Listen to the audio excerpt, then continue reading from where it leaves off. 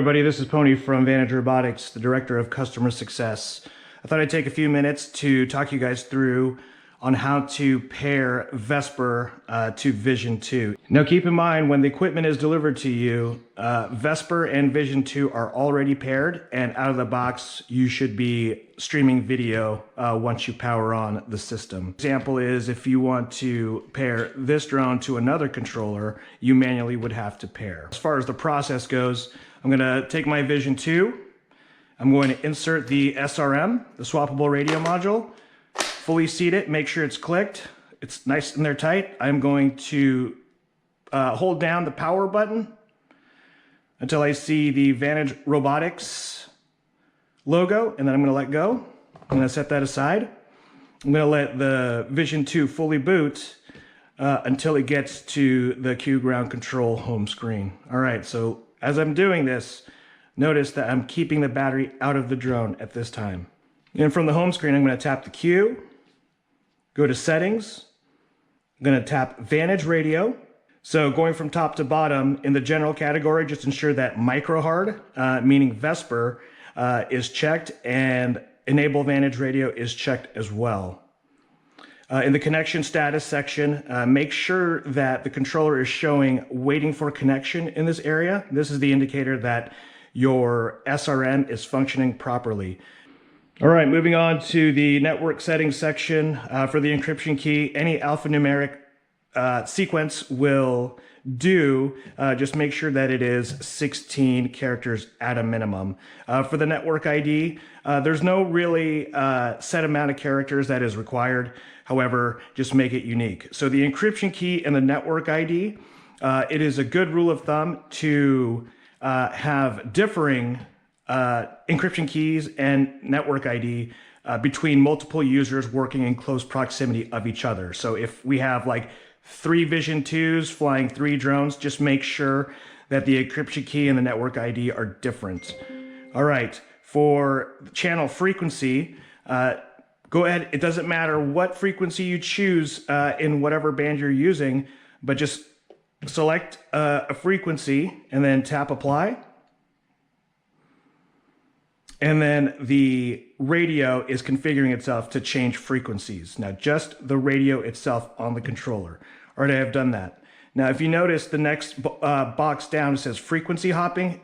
If you are pairing a drone, it must be in single channels. So if frequency hopping is checked, make sure you uncheck it and then tap apply. And that goes for every setting here in the network settings. If you change one area, make sure you tap apply after each change. Okay, for the channel bandwidth, right here we have 8 megahertz channel bandwidth. We'll leave it there. And then the output power, we will leave at 30. Just a thing about the output power, make sure that it is always on 30 so you can maximize the range between the drone and the controller in flight. So I've had a lot of customers that had the output power set to 20 or 10 and reporting that they're getting limited range. However, just make sure you have it on 30 decibels to maximize that range. We are ready to pair. As you noticed, after I changed the channel and tapped apply, this pair vehicle icon, the shield, had turned red.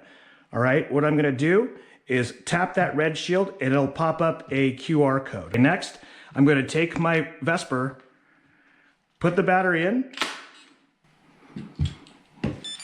and let it boot. Right now the drone is initializing, so once you put that battery in, set it down and leave it alone. These light blue steady lights indicate that the drone is initializing and booting.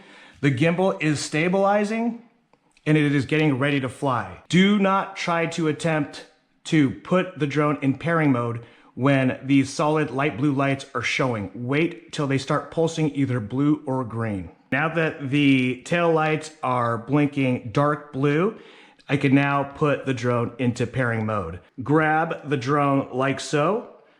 I'm going to pick it up and I'm going to hold the drone in front of me and barrel roll the drone 3 times until I hear a musical chime, all right?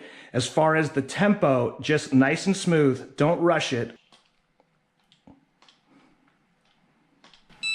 And you get the chime. Now, I don't know if you could hear this, but to know that you are in pairing mode, another indicator is that there is a faint ticking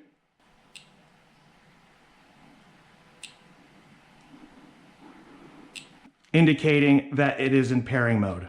With the drone in pairing mode and ticking, you're going to use the VIO camera to scan this QR code. Now what I like to do is take the controller in one hand and the drone in the other and close the distance until it scans. All right, sometimes it helps to hold the controller different angles while you're trying to scan, but it'll get there. Once you hear that second chime, you are connected to the controller. And a big indicator on the controller is that you see the telemetry start to show up on that top bar as far as like the system status bar. So what you're gonna do is tap Q and then tap fly, and voila, you're streaming. Once you are connected, it's a one and done. Now you could actually change frequencies, go back to Q, tap settings, tap Vantage Radio, and from here, from this page, you could change the channel frequency. Let's say that I want to change it to 2443. Then I'm gonna tap apply. And the drone with that musical chime is going to change frequencies as well to include the controller, all right? So once you are paired, you could do all these activities in here and while quote unquote in band, while the drone is connected. If there's any more content that you want to see, just send me a message on the support site at support@vantagerobotics.com or just email directly at pony@vantagerobotics.com. All right, see you guys later.